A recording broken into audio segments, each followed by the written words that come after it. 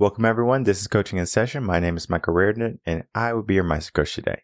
And today we're going to be talking about commitment. Now, commitment is what commitment is. Many people think commitment is optional. Many people think that commitment is mandatory or commitment is eternal. Whatever you view commitment as, write it down or make yourself a mental note if you're driving. Because it's important to understand your initial mindset when you hear the word commitment. Because what is commitment? Well, commitment is the understanding that what you devote yourself to, you see it through.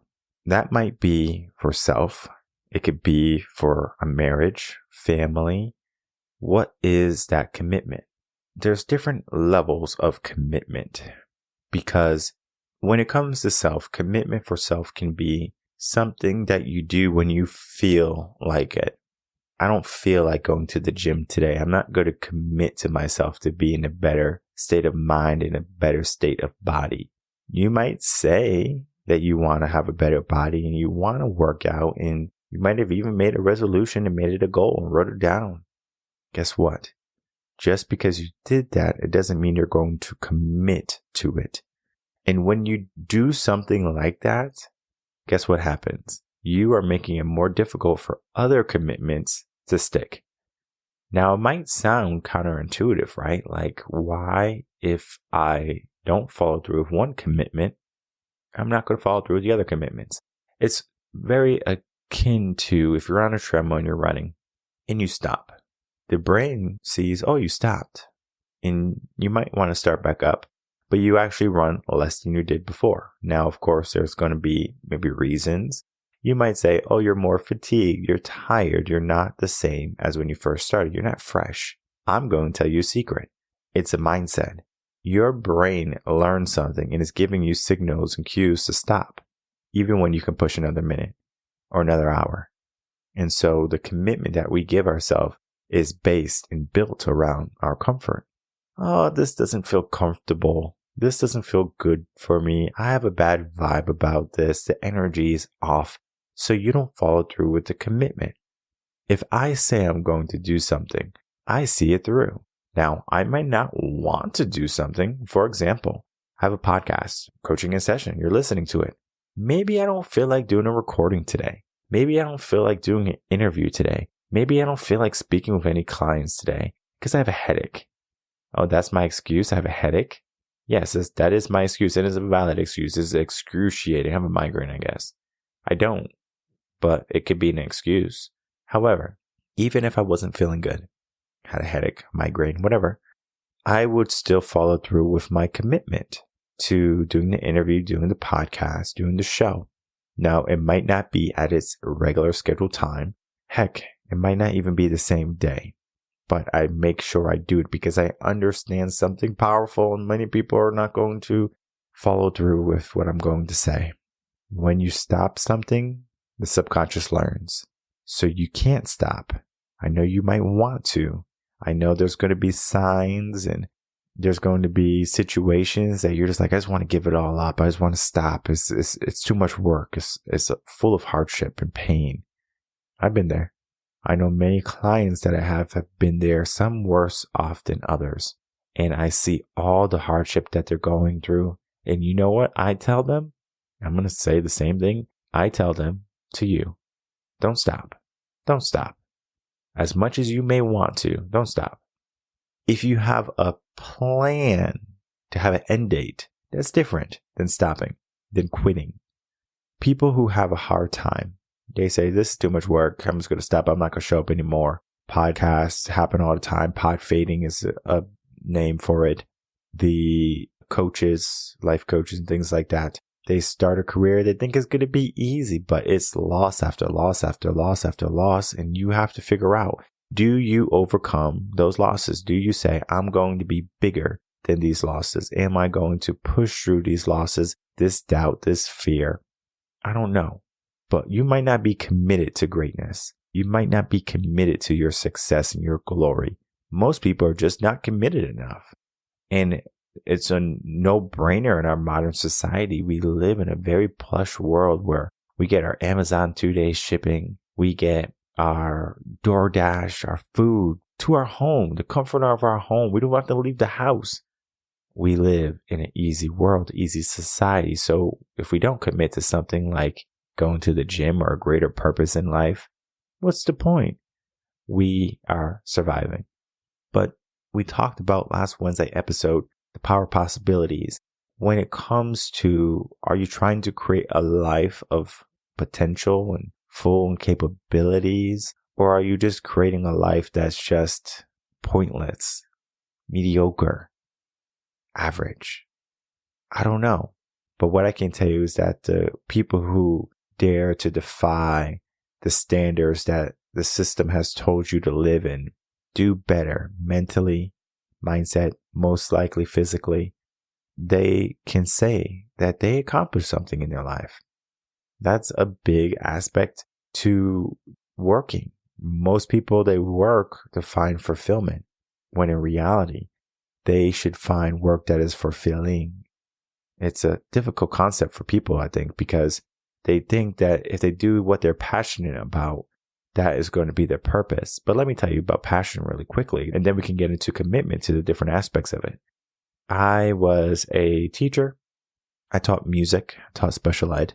And what I can tell you is that I did not need to be a music teacher. Zero. I did not need to be a music teacher. I could have been a first grade teacher, second grade teacher, kindergarten teacher, high school teacher. Didn't matter. I enjoyed working with the elementary because of my experience with them. They're like a blank canvas and you can instill so many good things in them. When I work with the youth that are teenagers, 18, 19, 20, along those lines, it's a different situation. It's not as playful. It's more of, listen, buddy, this is reality. How can we show up? And the message is sometimes a seed that is planted with them, more so than if you tell a kid to do something or what to believe. They're like, okay, cool. I'm going to adapt this into my life. So one is more instant. One is more a long-term waiting game. And the reason is because people become situated into their own circumstances. They say, okay, well, this is who I am. This is who I've become. And so they don't want to change. However, when we need to do something in our life, we need to commit to it fully, not half-heartedly, not when we feel like it, fully. Let's look at self first. When we are trying to commit to ourself, we're trying to create a higher purpose, a higher life. What does that mean for you? We talked about what commitment means for you, but what does it mean to have commitment to yourself? Write it down. I'm not going to simply say this is what commitment to self is because it can be different for every single listener. What I can tell you is that there are some standards of commitment. So people, they commit to going to work, having a roof over their head, maybe getting to work on time, maybe smelling good, maybe looking decent and adequate. That is a commitment that most people have as a standard for themselves. That is their commitment. However, they can be a little bit overweight, and our modern culture will say that you're beautiful just the way you are, especially when it comes to the ladies. But for men, there's no phrase for big and handsome yet. Maybe we can make that trending. But what's really happening is that there's just a different rule set when it comes to men and women. The commitment to self for a woman is different than the commitment for a man. Because when we even look at the commitment, and we're going to get into it in a minute, marriage, it is different for both man and woman. Not saying that we can't have traditional marriages and ideologies, but most people don't have traditional values. So why try to build something if you're not equipped for it? That's like saying, all right, I'm going to tell a fish to go climb a tree. And a fish is not good at climbing trees. They're good at swimming. And you might not be good at climbing trees. You might be good at swimming. What I can tell you is that you can be committed for change if you give yourself an avenue. And typically that avenue is called skin in the game, or it's called burning the bridges, burning the ships, whatever you want to call it. You give yourself one option or the best option. It is not something that is the magic pill. I've seen it fail. And when it fails, it's not so much of the option that they took, but more so of the person. I don't know if you know this, but a lot of people fear success. They fear it like it's like a movie star or something. Have you ever been around a movie star? It could be whoever, a rapper, a Hollywood actress or actor. And you see them and you kind of want to get a picture with them, but they're in the middle of shopping and they seem like don't want to be bothered. You go talk to them. Now, you might have respect. You say, I'm not going to bother them. They seem like they just want a chill opportunity. However, what I can tell you is that even though it is a moment of displeasure maybe for them because they are just maybe so fed up about taking pictures and signing autographs and stuff like that, it can bring a moment of joy into their life if done the right way. Sometimes people go a little bit overboard and that's why they kind of are a little bit turned off. If someone came up to me, hey, are you Michael Reardon? Yes, I am. Oh, I listened to your podcast. Is it okay if we get a picture? Sure thing. We take a picture, right?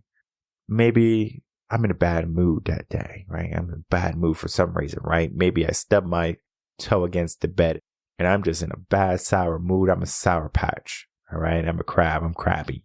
So I say, you know what? No one better bother me when I go. I'm put a mean face on. But yet, you are a person that people might know. And so people come up and say, hey, are you Michael Reardon? Who's asking?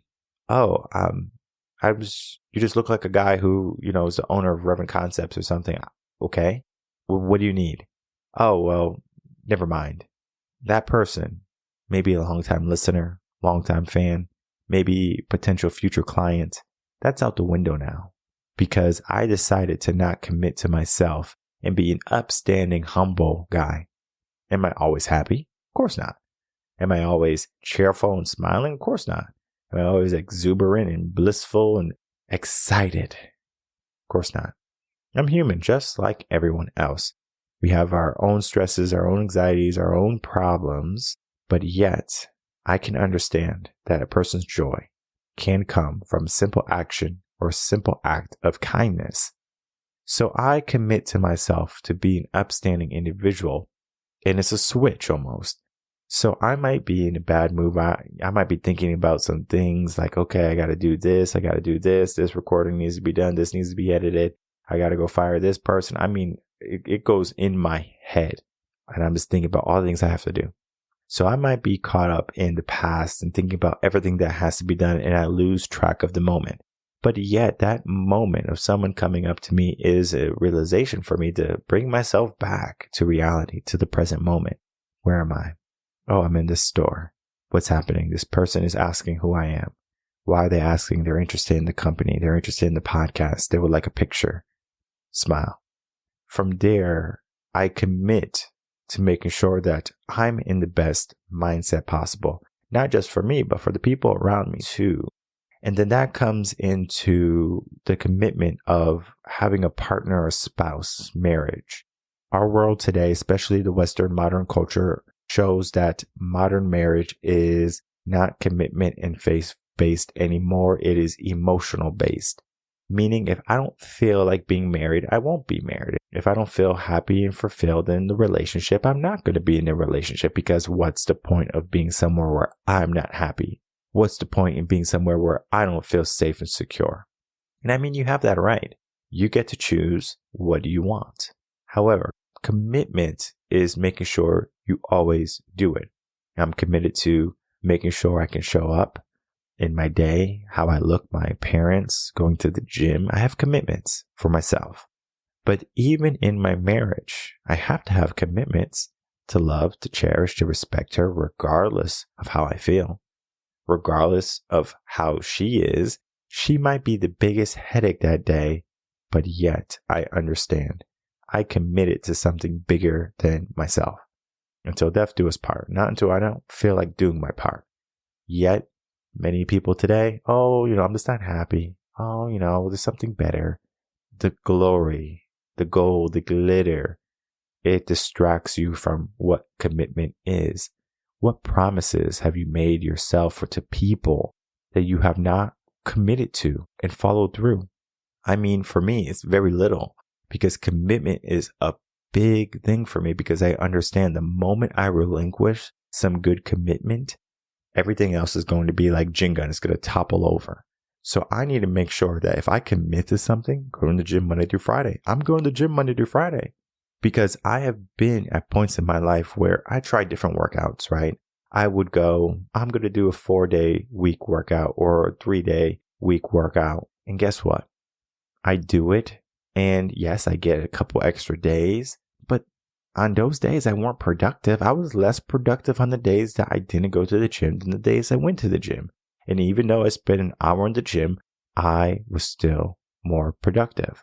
So I started to think, if going to the gym makes me productive, I should be going to the gym 7 days a week. But then I said, I do need a little break. Sometimes I go on Saturday. I don't typically go on Sunday, but sometimes I will go on Sunday. If I miss any of the weekdays, if I have to travel, if I have to go do a workshop or something like that, and I know I can't get a good workout in, I'll say I'm going to go on Sunday. And if I have to fly out on Monday, I'll fly out on Monday, do the thing on Tuesday, come back Tuesday typically. If not, come back Wednesday. And I'm going to make sure that the hotel has a good gym. If it doesn't have a good gym, I have an LA Fitness membership. One of the reasons why I have an LA Fitness membership and not another membership is that LA Fitness can be found in many states. So if I go somewhere, LA Fitness might be 30 minutes away or something like that. Yes, it's a 30-minute drive. I understand you might be tired after your work, your workshop, whatever you did, traveling, but you have to show up. You have to be committed to what the end goal is. And that might be long nights. It might be no sleep. It might be you driving 30 minutes to go get a good workout in. What are you committed to? And sometimes in marriage, it's the same aspect. What are you committed to, right? The long nights, the fights, the feelings of inadequacy, loss of respect, the crazy cycle. We can lose our sense of commitment, especially if we don't understand the true value of what marriage is. And it's built on commitment. It's built on trust and it's built on respect. And if you can't trust, if you can't respect, if you can't nurture that relationship, the other person's not going to be committed to you just as you are not committed to them. And they understand if you invest in them. People understand if they feel loved and worthwhile.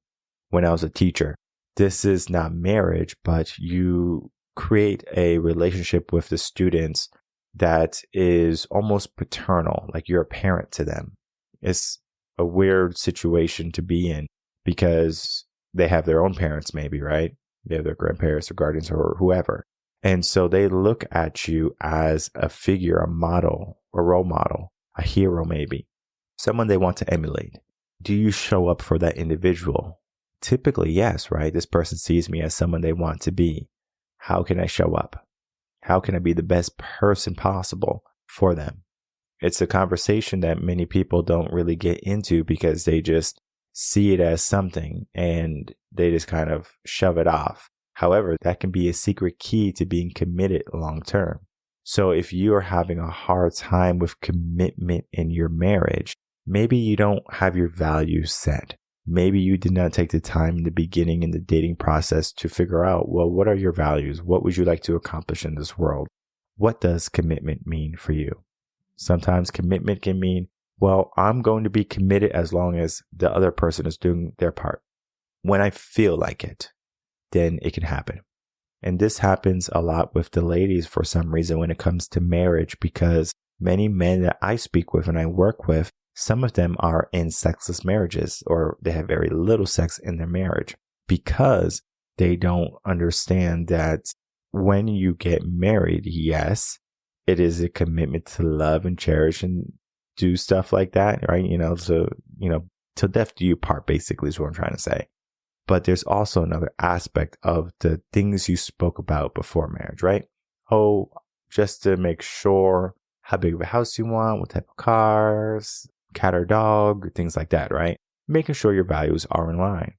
What's happening is probably the conversation of sex also comes up. How many times do you have sex? They might say, 3 to 4 times a week, and it turns out to be 1 time a week or something like that. And depending on the partner's emotional needs, sex drive, there's just so many aspects to that. We won't get into all of it because it's just too much. What I can tell you is that if they say something along the lines like whenever they want, okay, cool. But then they get into a marriage and they're like, I don't feel like it. So sex no longer became whenever they want. It's whenever I feel like it. And so most marriages will go through that hurdle where someone's not going to feel like it. And you just have to bring them back gently and saying, hey, you remember when we were talking and we were dating and we were talking about this aspect? I understand that you have a headache today. I can be empathetic to that. But at the same time, as you have needs, I have needs. I watched a podcast the other day, and this is a little bit maybe MA, but he says, when I wake up in the morning, I get a coffee from my wife, and then I also get some relations with my wife, whatever that means for you, okay? What happens is he's so much more invigorated to go through the day now. He has his coffee, he got his sexual needs met, and now he's ready to fight the world.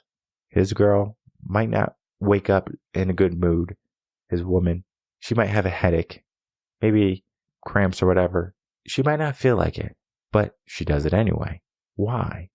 Because she understands the commitment that if she can support him in any which way he needs, he's going to be more successful and he's going to help give me the life that we can have as a family. That is what commitment is. But commitment is optional. It's about feelings now.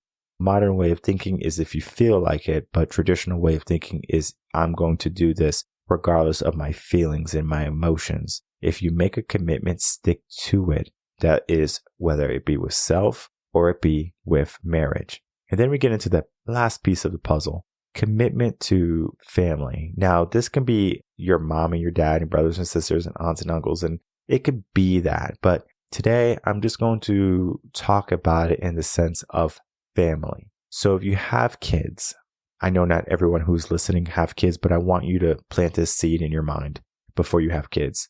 When you have a child, something happens within you, a new purpose arises.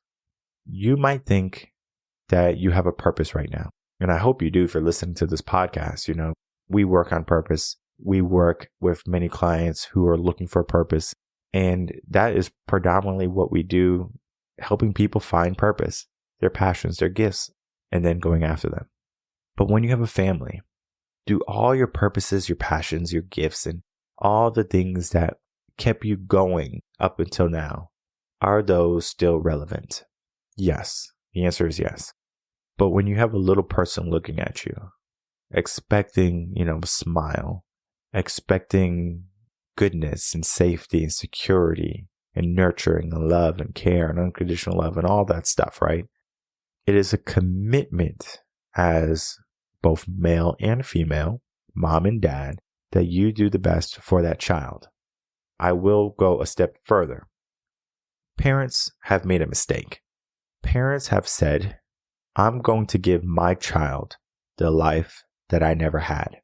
That could be a promise. It could be a commitment that they make to themselves and to their child. I'm going to give you a better life than I had. Instinctually, that should always be the case, but mentally, it is not conducive to success and glory for that child. It's going to lead that child into times that are more difficult. You do have to understand that you're not going to be around all the time to protect them. You have to train them to protect themselves. You have to give them hardship. And many times when parents say, I'm going to give my child the life that I never had or a better life than I had, it often relates to the level of hardship that they have to go through or that they went through that their child doesn't have to go through. And I think about it quite often because I'm literally thinking of ways where my kid can have the roughest life possible, but then have the best life possible. Not a better life than me, not a different life than me, just their life.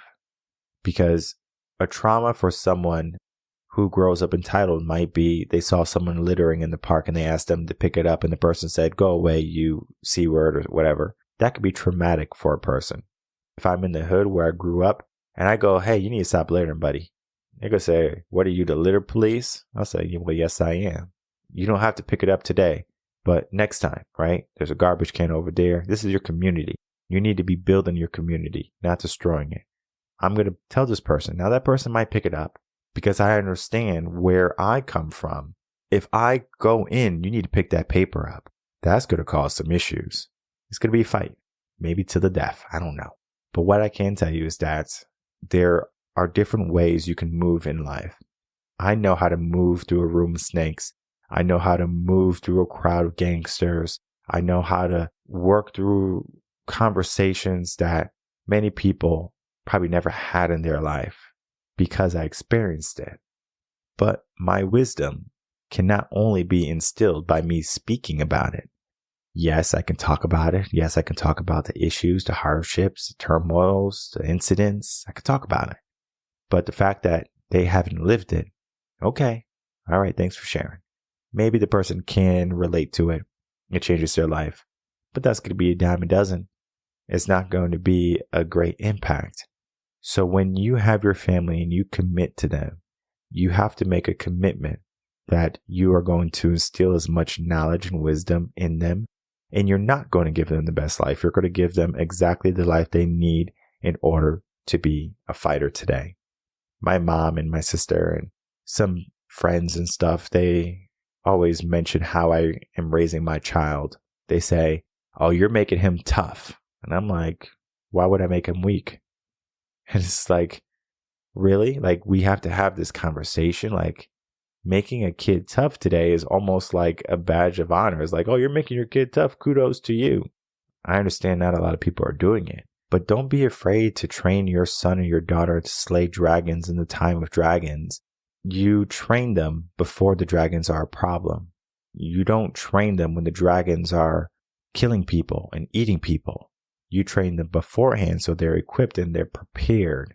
You don't want to wait until you're in a situation and you're not prepared.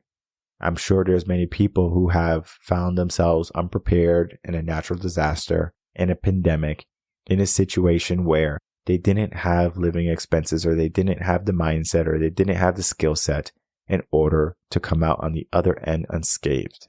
This is a commitment that you create for yourself. And when you have a family, be committed to make sure that they are equipped to handle any situation. It might not be exactly your situation, but you need to be proud of who you have become. Who you are is built on your failures, is on your successes, on your upbringing. So you saying that you're going to give your child a life that you never had or a better life, I understand the better life aspect, but that means they're not going to grow up to be as strong and as resilient as you are. So what do, right? That's $1 million question. You train them to handle every situation. I said it before, I'll say it again. Train them to be adaptable in every situation. The wins, the failures, the good times, the bad times. You create standards and rules and expectations for them. From there, you can say that you did everything as a parent to make sure your child can be successful in this world.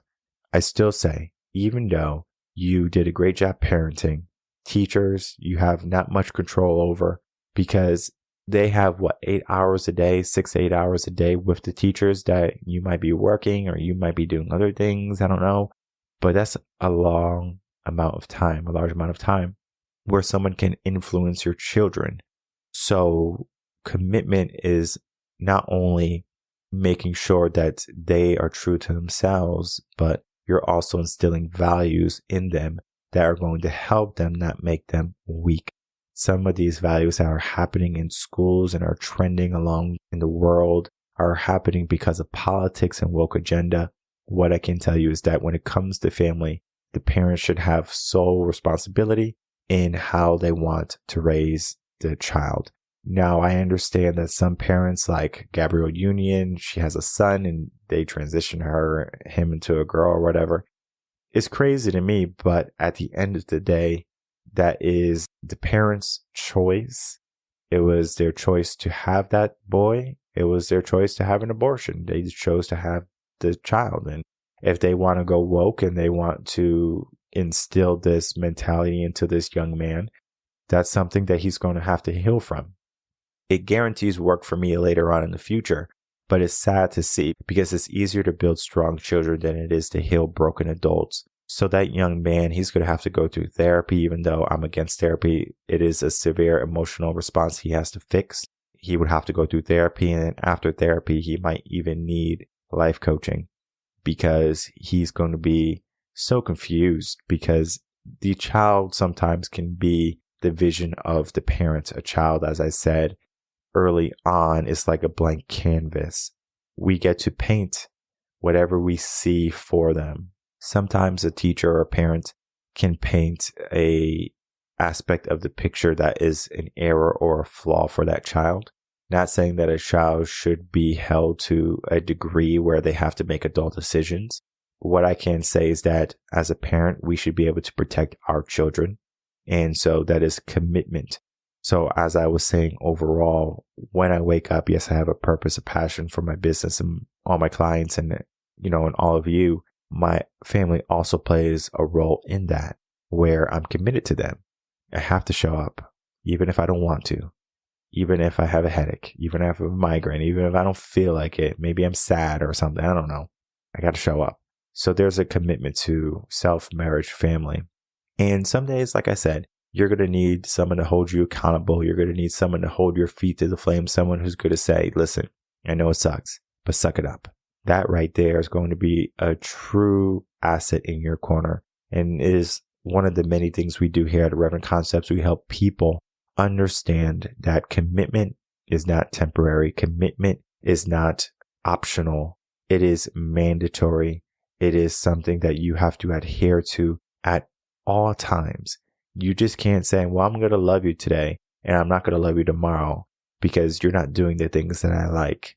You have to be in the sense of no matter what, I'm committed to this. No matter what, I'm in it to win it. And it's the same thing in success. You want success. You're committed to success, but many of you don't act like you're committed to success. I said this on episode 1 of Motivation and Motion, and I'm going to say it right now. There are 2 types of people in this world. People who want it and people who kind of want it. Most people just kind of want it. So you have to ask yourself, are you one of those people who want it or you just kind of want it? Do you want it as bad as you want to breathe? Do you want it as bad as you want to be rich and famous? Do you want it as bad as you want to be happy and fulfilled? Do you want it as bad as you want to make a difference in this world? Most people, they kind of want it. They kind of want those things. They give themselves an aspiration, a vision to get it, but they wait for Superman to come save them. They wait for luck. They're not committed as they should be committed. So if you are a person who's struggling with commitment in any aspect of your life, I encourage you, head over to revenconcepts.com, get yourself a consultation, get yourself some coaching, read some blogs, watch some videos, get yourself in a new mindset that's going to make commitment something that's mandatory. Because when you can commit to yourself, to your family, to your marriage, your relationships, whatever you want to consider that, you're going to find that you're going to commit to success a lot easier. And when you commit to success, the game changes. My name is Michael Reardon. I'm a mindset coach. If you have any questions, you can email me coachinginsession@gmail.com. And I'll see everyone on the next episode of Coaching in Session. Until then, everyone take care.